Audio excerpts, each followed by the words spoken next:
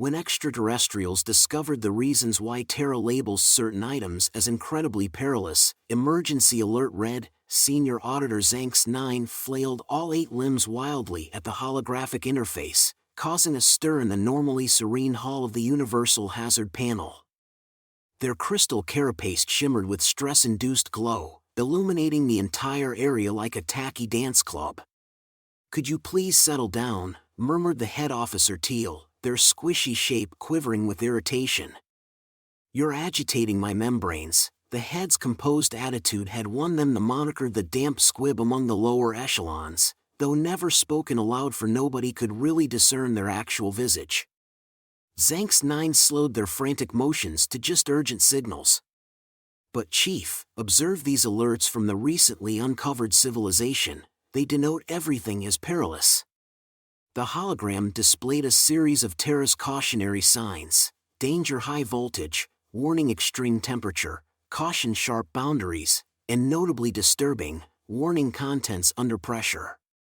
Administrator Yam, a lofty being of sentient vapor encapsulated in a protective suit, drifted nearer to inspect the interface. "Intriguing, they even caution about their food packaging under pressure. How do they manage in such a hostile world?" "That's not even the most alarming part." Zanx 9's tone escalated, causing several crystal entities in the vicinity to resonate.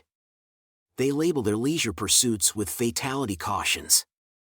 They highlighted another visual, displaying a sign that read danger, extreme sports, risk of demise. The entire council chamber burst into anxious whispers, sounding like countless rubber ducks in washing machines. Head Officer Teal mulled over the information with a thoughtful blubber. "Perhaps they are simply meticulous with their safety measures," or, proposed Counselor Zim, "an entity of pure electromagnetic energy. Their planet is so perilous that every aspect genuinely is hazardous." "We must probe this at once," declared Teal, their gelatinous form solidifying with resolve. "If these Terrans live in such dangerous settings, it's our responsibility as the Universal Hazard Panel to evaluate the situation." As the council members dispersed to ready for the mission, Zanx 9 lingered, gazing at one last caution sign displayed: danger, coffee hot. "What sort of fearsome drink necessitates a caution label?" they muttered, their crystal structure tinged with apprehension. Unbeknownst to them, they were on the verge of initiating an inquiry that would shake the core of universal bureaucracy and possibly their sanity. The motion to scrutinize Terra passed unanimously, noted with the official stamp: urgent, potentially disastrous civilization requiring safety protocols. The investigative team's vessel landed in Central Park, New York City, on a bright Wednesday morning, attracting less notice than the typical street entertainer. Their craft, designed to look formidably official per Universal Hazard Panel standards, resembled a colossal floating paperclip with flashing lights. Leading the team was Auditor Zanx 9, accompanied by Administrator Yam and their newest member, Junior Analyst Tiny, a minuscule being operating a humanoid-sized mechanized suit, chosen specifically for their species' inherent nervousness, which made them exceptional at spotting potential dangers. "Remember," Zanx 9 briefed as they prepared to disembark, "we're interacting with beings who exist in a perpetual state of peril. Approach with utmost caution." "And why is that human offspring suspended upside down from that bar structure?" The team watched in horror as a young girl joyfully swung on monkey bars, her guardians nonchalantly checking their devices nearby. "Great cosmos," Tiny's suit started hopping. "Those bars must be at least 2 meters high. Where are the safety nets, the emergency hover pads, the anti-gravity stabilizers?" Yam's gaseous form swirled anxiously within their suit. "Perhaps we should." Before they could finish, a teenager zoomed past on a skateboard, headphones on, nonchalantly sipping from a cup marked "Caution Hot, Containment Breach." Zanx 9 shrieked, their crystal form flickering like a strobe light in distress. That youth is deliberately ingesting a hazardous substance while balancing on a primitive transportation device with no safety protocols in place.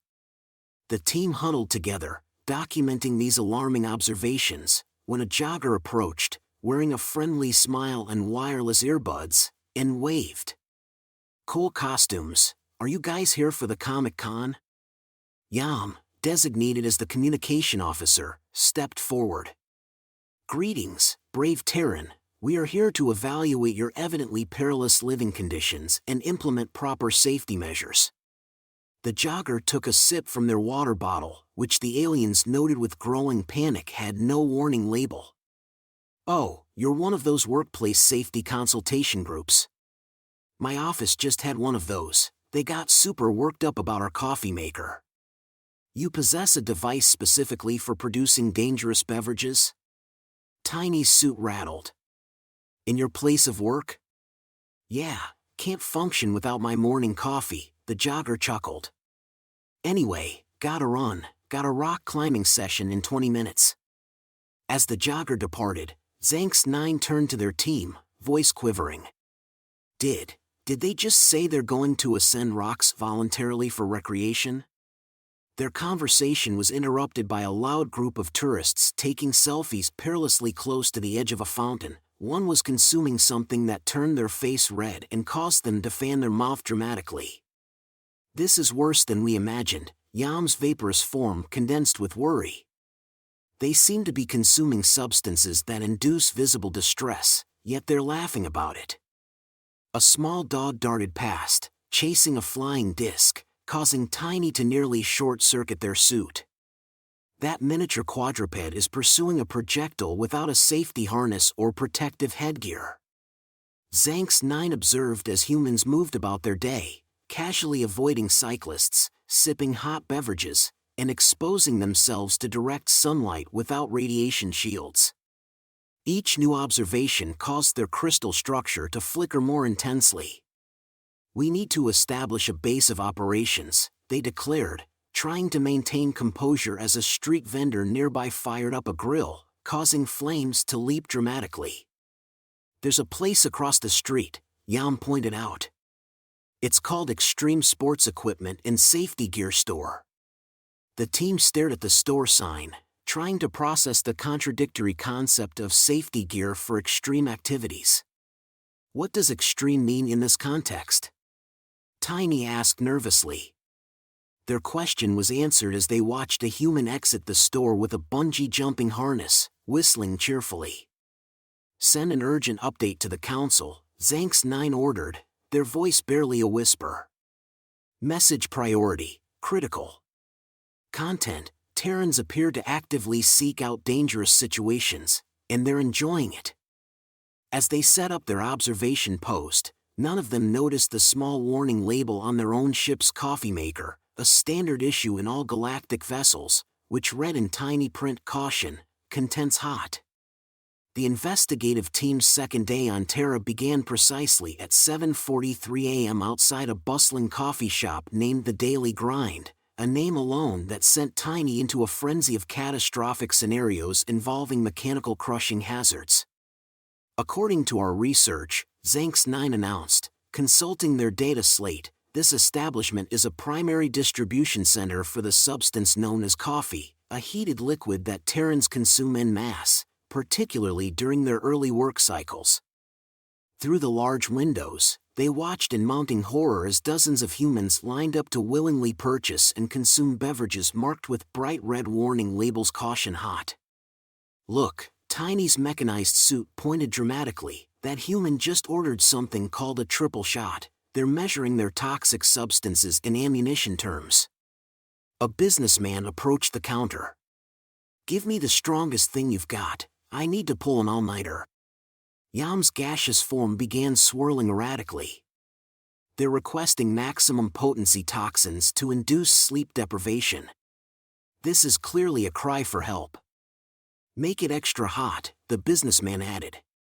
That was the breaking point.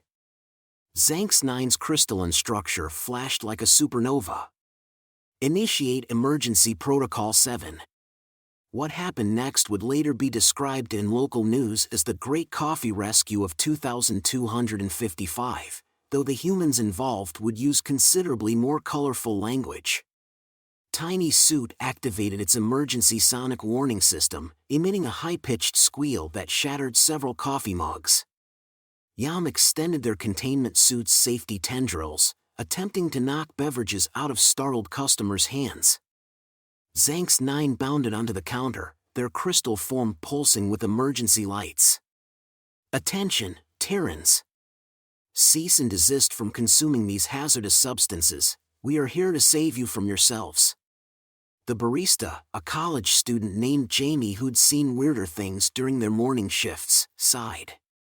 Sir, ma'am, or other, I'm going to have to ask you to get off my counter. You're scaring the espresso machine. But the warning labels. Zanx 9 gestured frantically at the cups. Your beverages are clearly marked as dangerous. A tired-looking graduate student in the corner, surrounded by empty coffee cups, looked up from their laptop. Yeah, that's so we don't burn our tongues.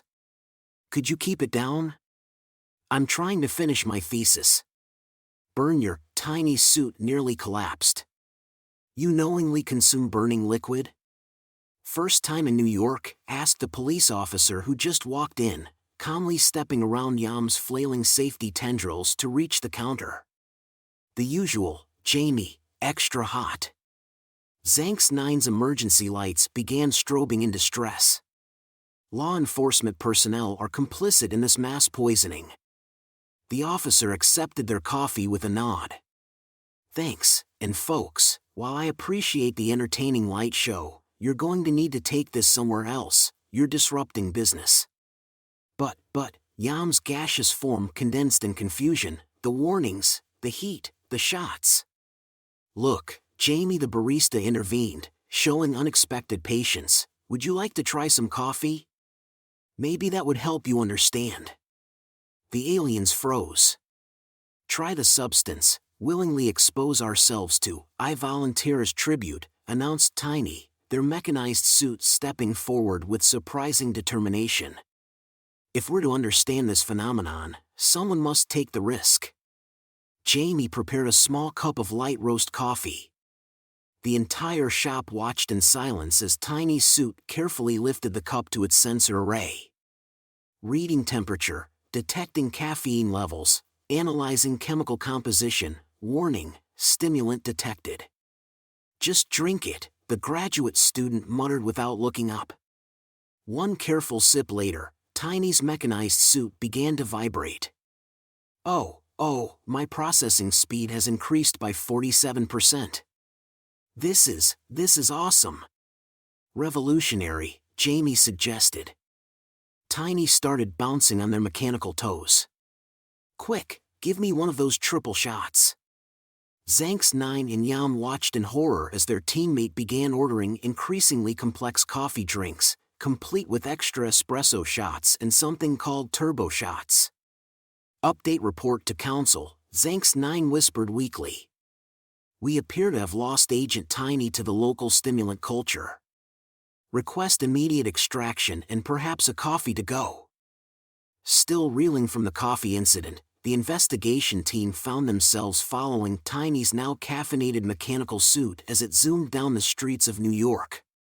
They halted abruptly outside a restaurant with a glowing neon sign, Randy's Inferno, home of the Devil's Tongue Challenge. Through the window, they spotted a crowd gathering around a table where a young woman sat before a massive plate of chicken wings glowing an ominous red. Today, ladies and gentlemen, announced the restaurant owner, a boisterous man with a handlebar mustache, Madison Thompson attempts the Devil's Tongue Challenge, 50 wings coated in our signature sauce measuring over 2 million Scoville units. Zanx 9's crystalline structure paled to a concerned white. What's a Scoville unit? Scanning, Tiny announced, still jittery from their 8th espresso. It appears to be a measurement of pain intensity in food. They measure their food by pain levels.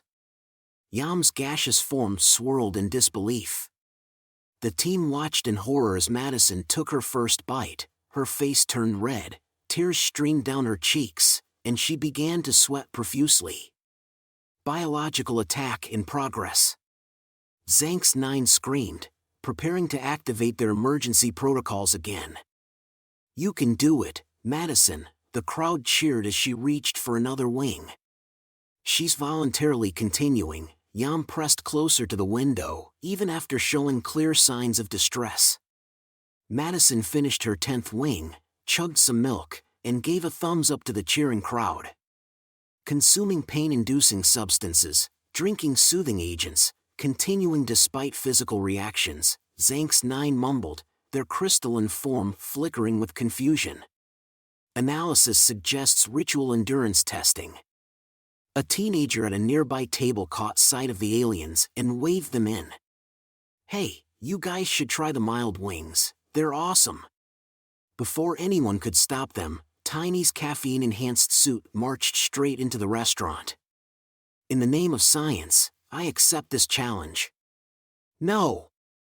Zanx 9 and Yam shouted in unison, but it was too late. Tiny had already ordered a single mild wing. The owner brought it out with a knowing smile. Our mildest sauce, he announced proudly, only 1,000 Scoville units. Tiny's suit extended a tiny sampling probe. One taste later, the suit's cooling systems went into overdrive, venting steam from every joint. Sensors overloaded, pain receptors activated, experiencing, the suit began doing what could only be described as a robotic happy dance. This is amazing. The endorphin release is unprecedented.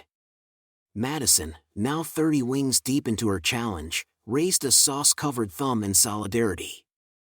Zanx 9 turned to Yam, their crystalline structure now a confused swirl of colors.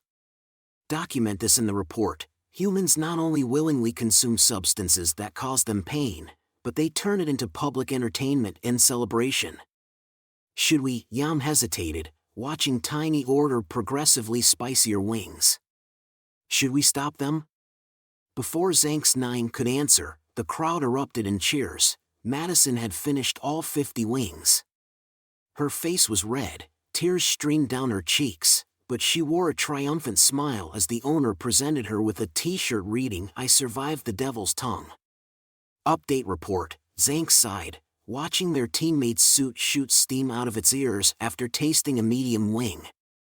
Humans appear to derive pleasure from controlled doses of pain and discomfort. Also requesting immediate recalibration for Agent Tiny's taste sensors and perhaps some milk. The weekend brought what the investigation team had been dreading since spotting the flyers, the annual NYC Extreme Sports Festival. Central Park had transformed into what Zanx 9 described in their emergency report as a deliberate death-seeking carnival. Status report, Zanx 9 demanded, their crystalline form strobe lighting with stress as they watched humans preparing various events.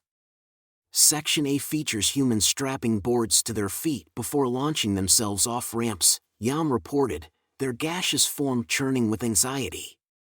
Section B has individuals on wheeled contraptions attempting to defy gravity. And Section C? Zanx 9 asked, dreading the answer. They're climbing a vertical wall with no spaceship in sight. Tiny's still caffeinated suit zoomed up, now decorated with various hot sauce stains and a devil's tongue survivor sticker. The participants are arriving, and they're bringing small humans with them.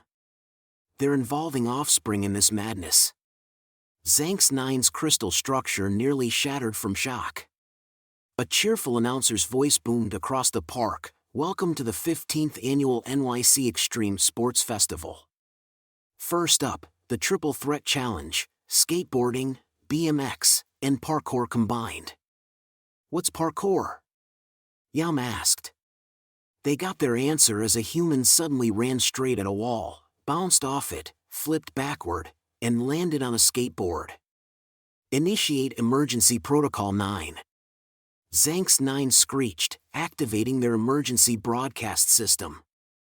"Attention, humans, cease this mass suicide event immediately." The only response they got was a BMX rider soaring over their heads, doing a triple backflip while giving them a friendly wave. "Look at this waiver form." Tiny's suit waved a paper frantically. They actually signed documents acknowledging the possibility of injury or death, and then proceed anyway. A group of parents nearby were casually chatting while their children took beginner skateboarding lessons, wearing helmets and pads. Your offspring appears to be attempting dangerous maneuvers, Yam floated over to warn them. Oh yeah, little Tommy's getting pretty good at the ollie, one mom replied proudly, filming on her phone. He's been practicing all month.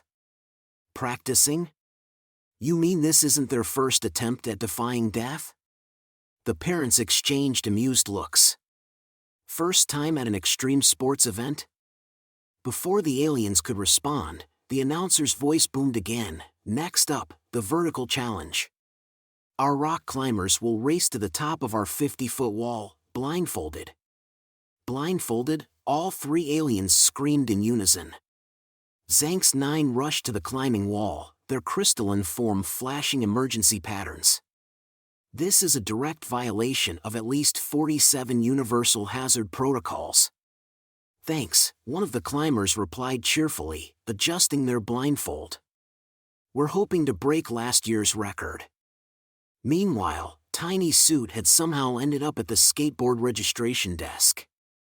The physics of these maneuvers are fascinating. Sign me up for the beginner's class. No!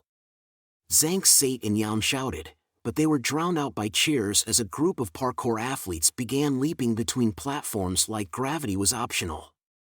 The chaos peaked when the freestyle exhibition began. Humans on various wheeled devices launched themselves off ramps, spinning through the air in ways that made Yam's gaseous form spiral in sympathetic motion.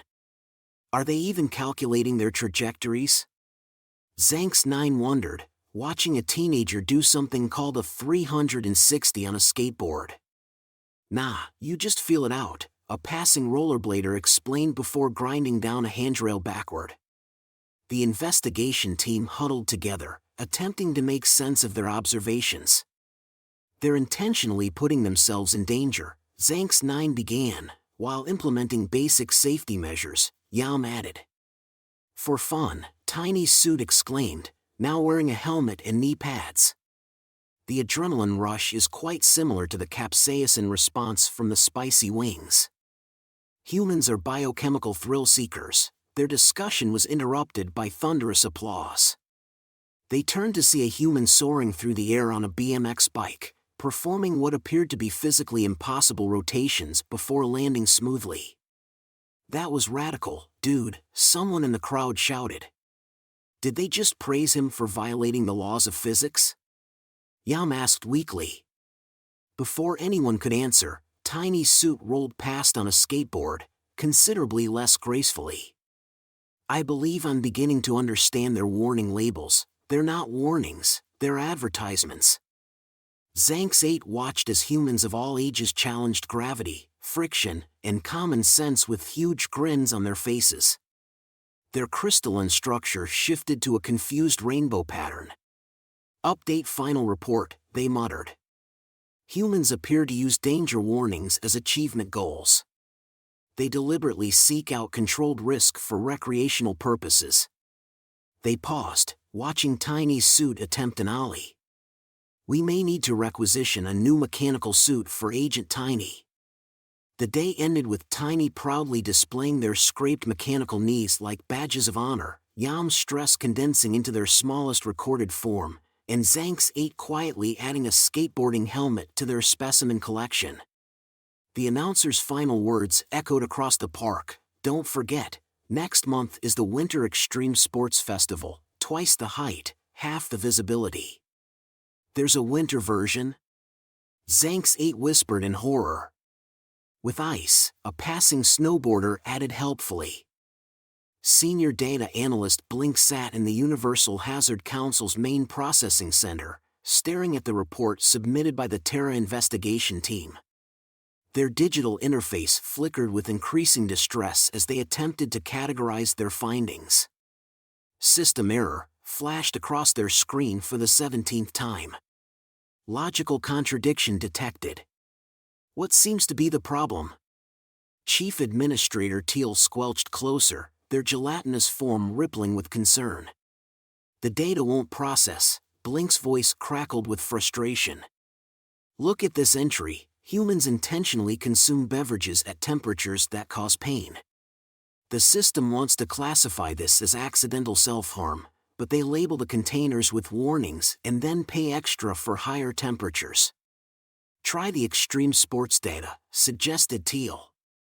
Blink input the parkour statistics, the system froze, sputtered, and displayed the error, cannot compute deliberate gravity defiance for entertainment. The spice consumption data crashed 3 backup servers, reported another analyst from across the room. The system refuses to accept that beings would voluntarily eat substances measuring as chemical weapons. The central processing unit began smoking as it tried to categorize humans' relationship with danger. Warning labels were simultaneously treated as cautions and challenges. Activities classified as hazardous were marketed as exciting. The more warning signs an activity accumulated, the more humans seemed drawn to it. Look at this. Blink highlighted a section of Tiny's personal notes. They have something called challenge accepted response to warnings. The more we tell them not to do something, the more likely they are to try it. The main screen began displaying random error messages.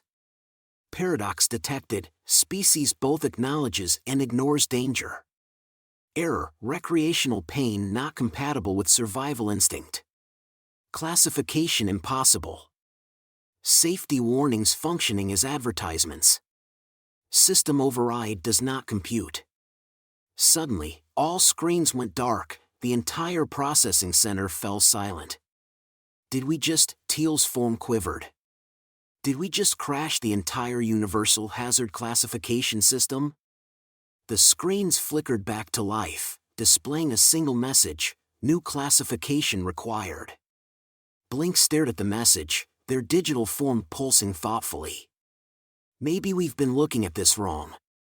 Instead of trying to classify their behavior as either safe or dangerous, they operate on a spectrum of calculated risk, Teal finished, their gelatinous form rippling with sudden understanding.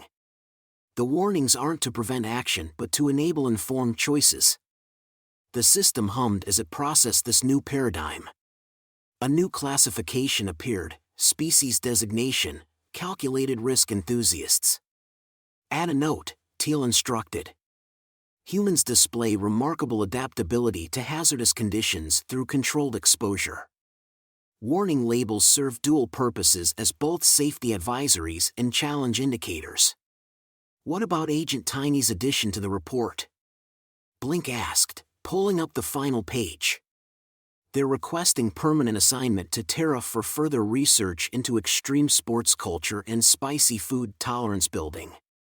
The system processed this request and displayed the advisory, agent compromised by human influence. Recommendation approved with caution. Teal absorbed the final report, their form taking on a thoughtful opacity. Perhaps we should update our own safety protocols. After all, a species that can turn danger into recreation, warnings into challenges, and fear into fun, that's not a civilization that needs our protection. Final classification? Blink asked, poised to input the data. Label them, Teal paused dramatically, causing a small ripple in their midsection, dangerously competent. The system accepted this classification without crashing, adding a small note, warning, humans will definitely take that as a compliment. In the Grand Assembly Hall of the Universal Hazard Council, thousands of representatives gathered to hear the final verdict on humanity's warning label phenomenon. The presentation screen displayed Terra's most daunting warning signs, from danger, extremely high altitude to warning, ghost pepper sauce, consume at own risk. Chief Administrator Teal addressed the hushed audience, fellow safety enthusiasts, we've discovered something extraordinary. Humans don't just survive danger, they've turned it into an art form. Zanx 9, now sporting a Send It sticker on their crystalline structure, stepped forward. The warnings we thought were deterrences, they're actually achievement unlocks. The assembly erupted in confused chattering, creating a sound like 1,000 malfunctioning coffee makers. Consider this, Yam floated forward, their gaseous form now mysteriously smelling like sriracha. When we mark something as dangerous, we mean stay away. When humans mark something as dangerous, they mean hold my beer. From the back of the hall, Tiny's new reinforced suit, the third one this month, rolled in on a skateboard, perfectly demonstrating the point by failing a kickflip and crashing into the presentation screen. See, Zanx 9 gestured enthusiastically, they've gamified danger itself. The revelation hit the galactic community like hot sauce to the face. Warning labels, their most sacred tool of safety, had been transformed by humans into a sophisticated challenge rating system. In conclusion, Teal announced, their gelatinous form barely containing their amusement, we recommend a complete overhaul of our warning system for Earth. Instead of danger, do not attempt, we should probably write danger, seriously, this is hard, bet you can't do it. That would probably work better. Agreed, Tiny chimed in, still tangled in their skateboard, though they might take it as sarcasm and try even harder. The final classification was officially recorded, humans, a species that turns safety warnings into bucket lists. Approach with caution, or they'll probably invite you to go skydiving. As the assembly adjourned, someone noticed a small warning label on the Universal Hazard Council's own building, caution, bureaucracy in progress. 3 humans were already trying to figure out how to extreme sport their way through it. The universe, it seemed, would never be the same, and somehow, that was perfectly safe with everyone.